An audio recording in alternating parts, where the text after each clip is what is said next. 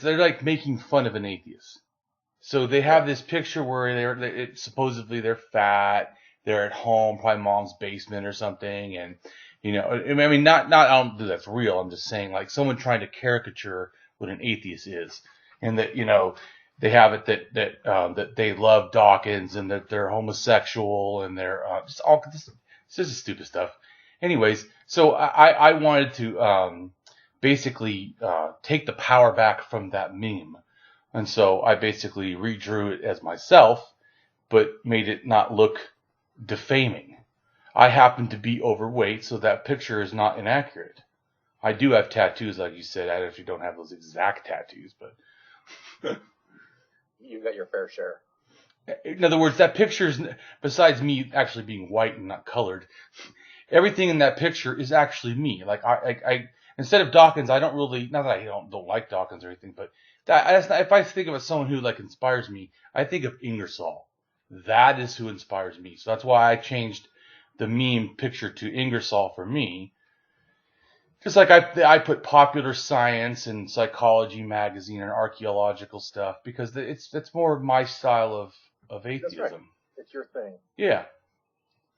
Well, that's cool. Now, I am not 100% sure how to pronounce your name, so help me out. Okay. It's Damien Marie AtHope. And think of it like as an AtHope, because it's a created name that I made. The entire name actually is mine. The first, last, and middle are all created. But I mean, legally, I got it legally changed. The last name was two reasons. One, because I'm a anarcho-feminist, and so when I got married, I don't feel that it's really right in the society for a woman to lose her name because she gets married for me. And so I told my wife, well, why are we going to follow that rule? I don't have that value. I said, but I don't want to change my name to yours because I also don't think that that's right either.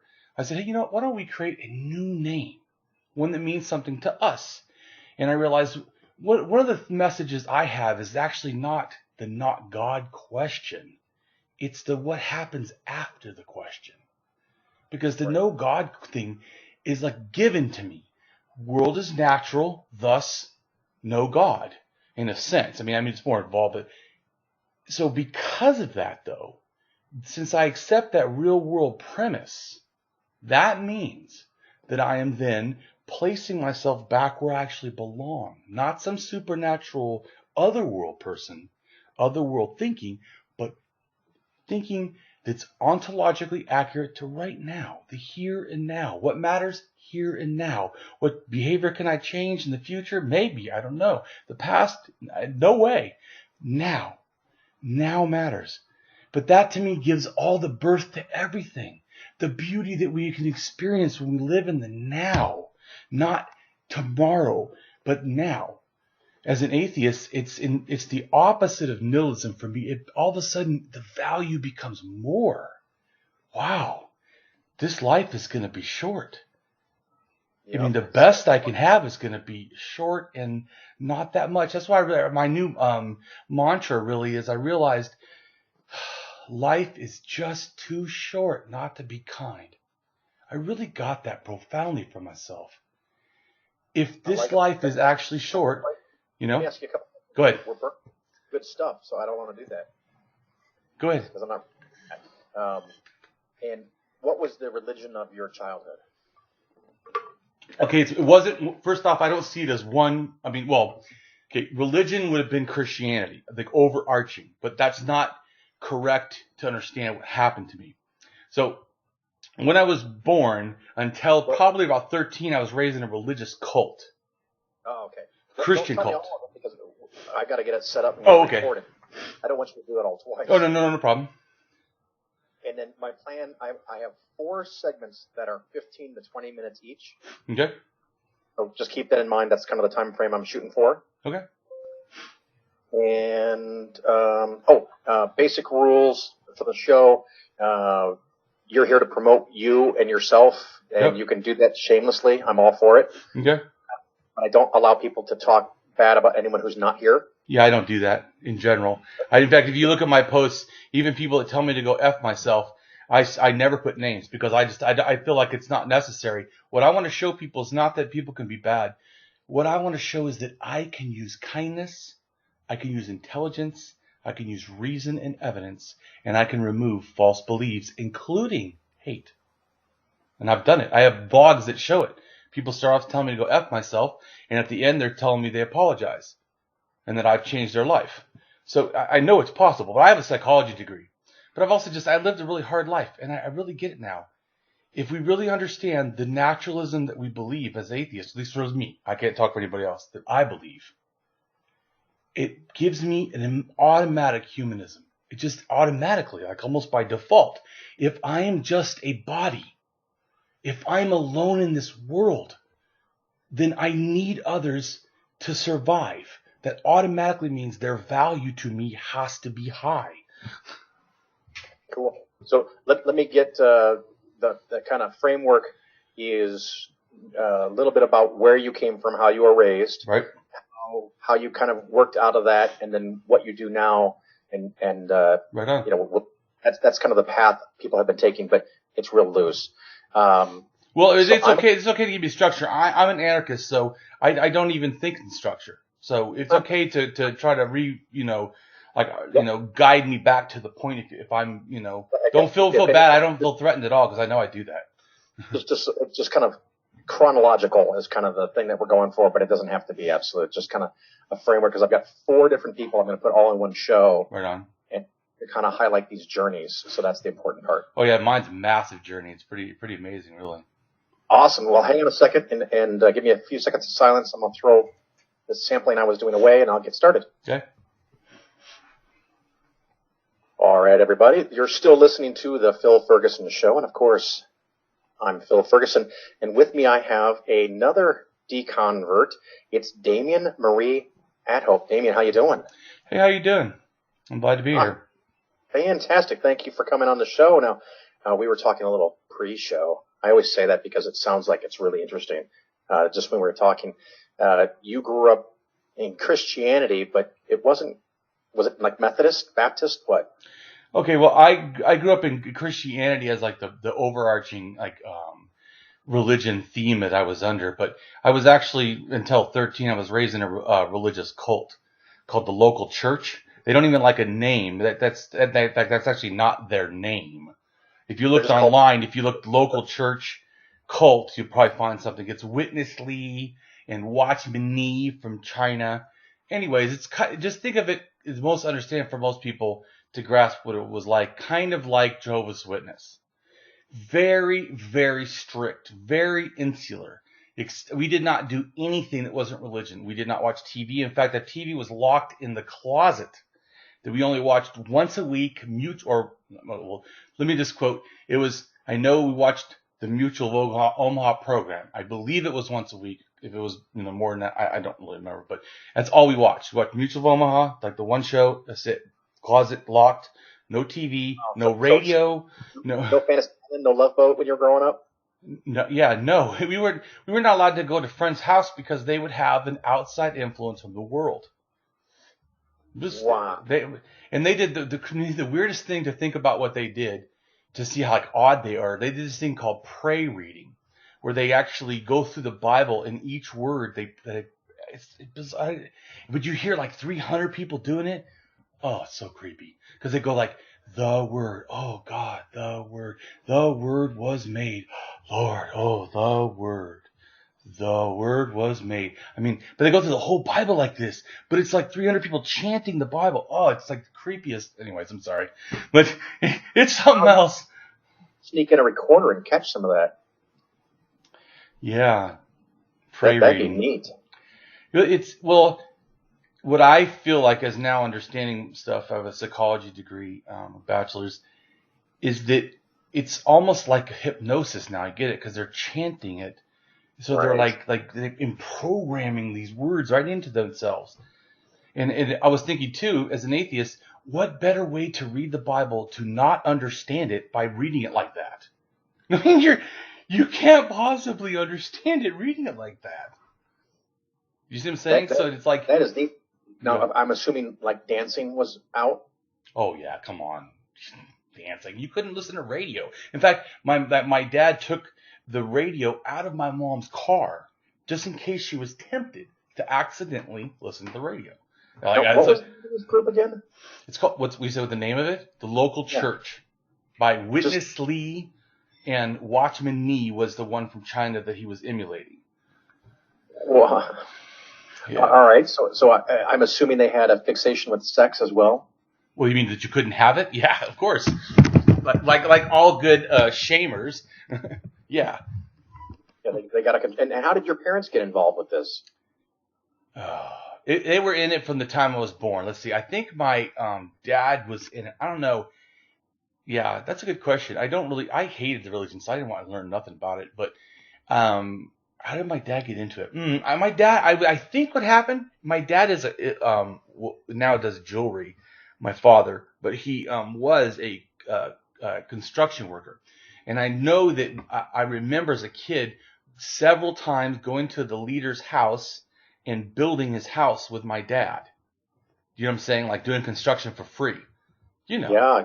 You know. Great. Yeah, of course. You know, because what better benefit than a leader of a cult? Of course, they're not a cult, because they actually try to go to court and say that they're not a cult, which is what a cult does. Yeah. They go threaten people and they do lawsuits. Sounds like a cult. And you said around 13 you left? Well, my mom left actually at 7, and I ended up getting almost left there. What happened is I wasn't able to leave in a sense. The court said until I was, they consider, a minor with the right to choose. Well, once I choose, I didn't want to be with my father.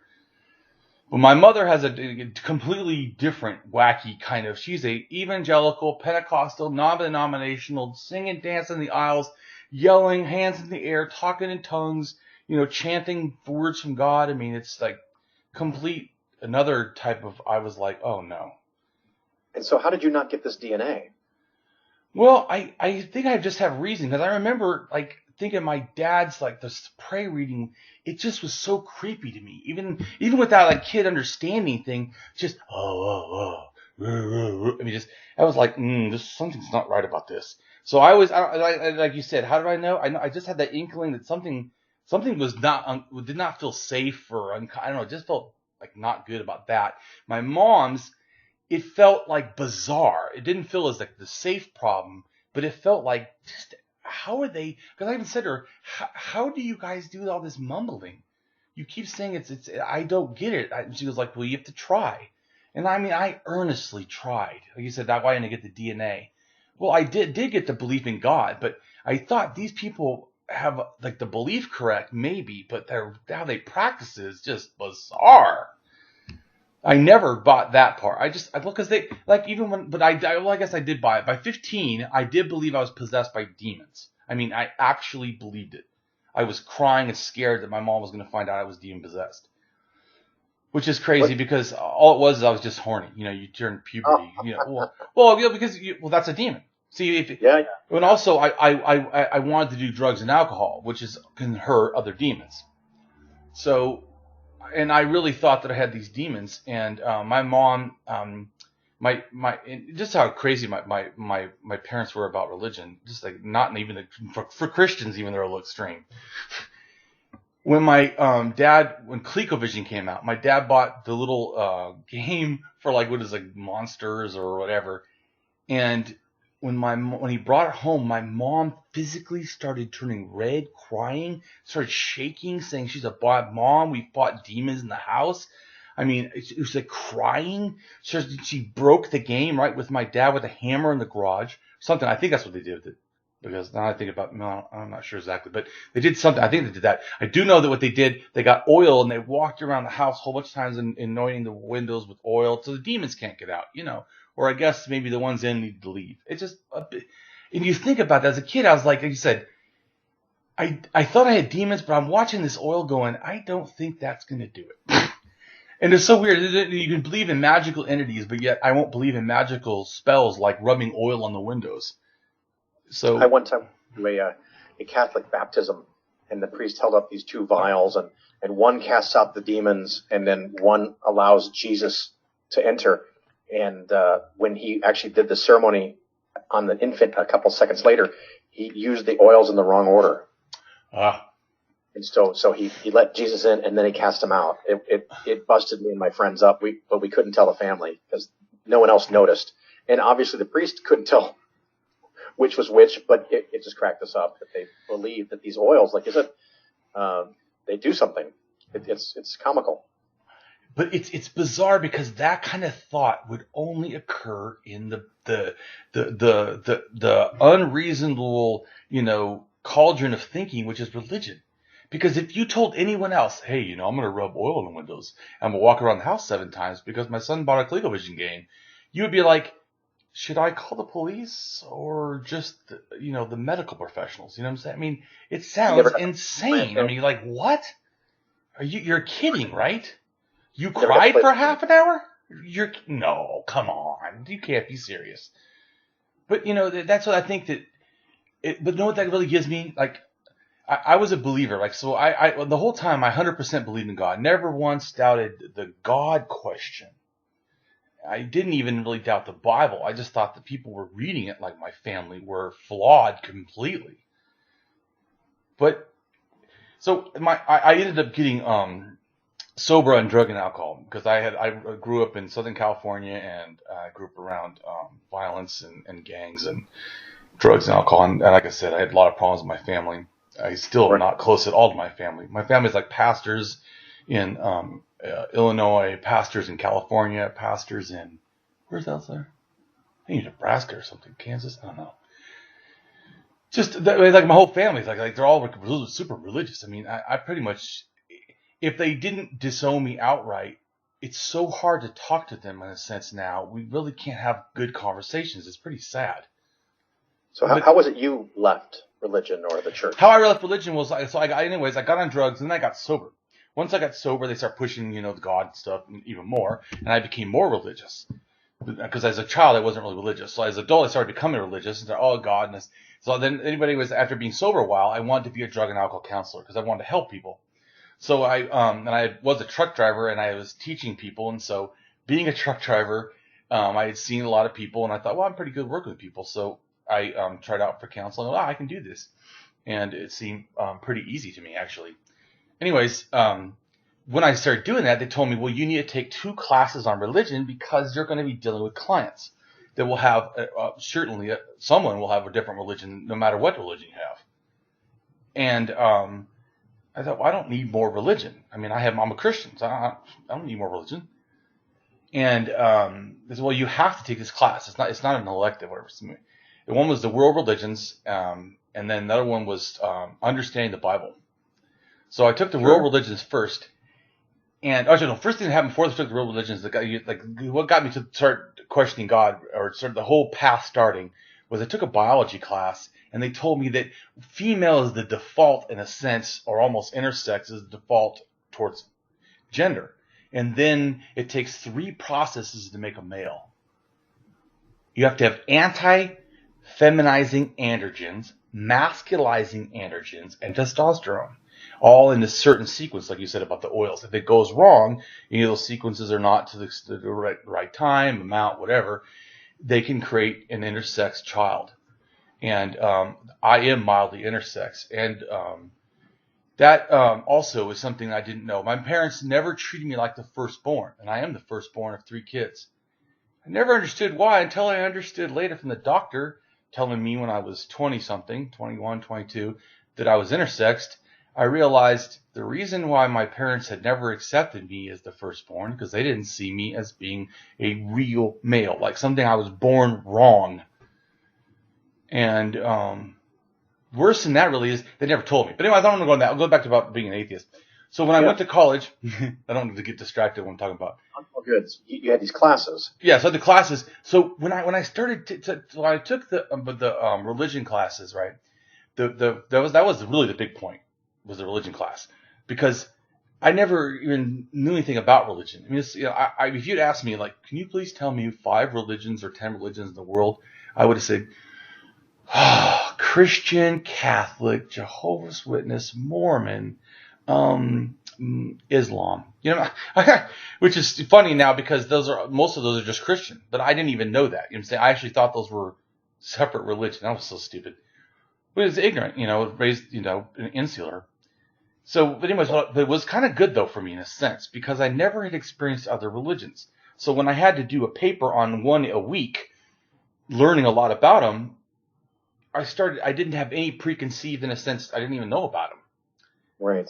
So, but when I learned, it was awesome for me because I had to do so many so quickly. And I started to go, you know what? I see a common theme. They all have the morality, right? Every single one. They don't use someone else's morality. They use their own, their way to the afterlife. They know the way. Only they do. They all think that. Then I said, wow. And then I also realized they also tell you how to live your life. Every single one of them. I'm like, man, they're all doing the same thing. And listening to 10 religions, they're all pretty much doing the same kind of thing. I started going, if they're all fake, why is Christianity real? I started thinking like... That's the education stuff for you. That'll mess you up every time. Yeah, you start going, how is it that different? Right. So, but that just got me thinking. That didn't like lose the God thing. It just started making me go, maybe Christianity is not true. Still wasn't in a sense attaching that a God had to be not true. But I started going, maybe Christianity is not true. Maybe I don't know what I'm talking about. So I just started being open. But then I thought, oh, great, my next class gave me on the Bible. Dude, I've read the Bible twice. My parents have been so religious, it's not funny. I mean, I've read the NIV and the King James Christianity Bible and the whole thing. And so I felt like I'm going to ace this class. Man, it was one of the hardest classes I had in college because it was like archaeology and then comparative, religion, as far as like saying, like where the some of the texts, come from Babylon, Epic of Gilgamesh, whatever. They're like explaining, showing, dude, I felt like I was drowning. That's what it felt like. Because it was so much facts. They were disproving everything I believed so quickly. I felt like it was like an overload. I couldn't, like, oh my world is just like disintegrating under my feet. And then I got halfway through the class to the portion where it explained the devil, Lucifer, the serpent. I was done.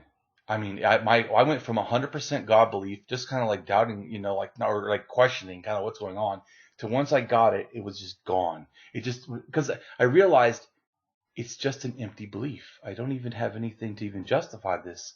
Not only is Christianity not right, God concept is not even coherent. It was that fast on just 2 classes. Dude, it was halfway through the second class of the Bible. We need to teach those classes in every high school then, I think. Well, I can't say everyone will learn what I was learning, but because this is what reason why I was thinking what I was watching, because I even called my mom. Because I was, religious. So I called my mom because I took the class and I was so angry about the state. And I go, Mom, did you know that Lucifer is actually light bearer? Light bearer had to do with Babylon or Persia or whatever. It has to do with it didn't have to do with Satan at all. In fact, it was a mistranslation of the King James Bible that people just keep saying, but it never meant that. And I said, even your concordance, because I had the same book as her, so I knew, because we didn't just do a Bible, we did a Bible with the whatever it's called, a concordance, I think. I can't remember exactly, but whatever, it has it tells you like about extra information about the Bible. Right. And it's like a study Bible or something, whatever. Can't remember now, but it was like, it cost me like $78 or something. It was, I was gung ho. So I said, I even looked in my book and it actually says it right in front of my eyes. Did you see this? Did you know this? Because I knew she had been studying the Bible more than me. I'm like, I never knew this. And she said, well, I still believe. I said, well, wait a minute, Mom. We are looking at, even in our own Bible that we agree to, it says in the concordance, this is not accurate. And I said, you know what? I'm going to believe what's true. No, I'm not going to keep belief if it's not true. So what do you do now? Are you just a casual non-believer? You involved with? Oh no, I'm very active. Well, in fact, in school, I got to 7 classes in my master's, and I kept arguing with people online because they would tell me you have to be agnostic, you have to be skeptic, you have to do this, you have to do that, and I was like, okay, I hear you feel that way, but I don't have that position. I'm a rationalist. In fact, I can tell anybody that I don't even need skepticism. not saying I don't use it or that it doesn't have value. I'm saying I can destroy most premises and never appeal to skepticism. It's not required for me. Reason is a powerful tool that cuts like a knife. As long as you have the correct ontology of what you're talking about. In other words, like if I say evolution is true, this is a strong premise that I can support with justification. As long as I know this, they cannot tell me that creationism is justified. I don't care how much passion they feel about it. Like my mom, I don't care if she wants to believe that Lucifer is the devil. He's not. That's an empirical fact. Looking in your own Bible. But also maybe when she did that, it was probably good for me too, because it was a juxtaposition. Here I am seeking. I wasn't even sure about what I wanted to do about my growing disbelief, but I was questioning with her. I was willing to challenge myself, even challenge her, and ask her, what do you think? I'm thinking about this.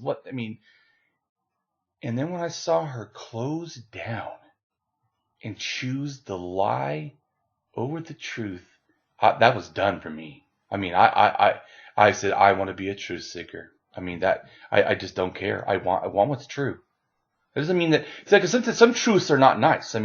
It's true that I'm going to die, but that doesn't mean how I can live my life. And that is more important to me. Excellent. Do you have a blog or webpage or something people can reach you at? Yeah. My blog is just my name, DamienMarieAtHope.com. My website is also my blog. So, it's got stuff on there. And I'm on Facebook. I have 2 main profiles, and I have a writer page, and I also have other pages for atheism. Well, excellent. Damien, thank you for sharing your story, and I really appreciate you taking the time to join me on the Phil Ferguson Show. Right on. I really appreciate you giving me the opportunity. Hey, thanks. Have a good night. All right. Bye.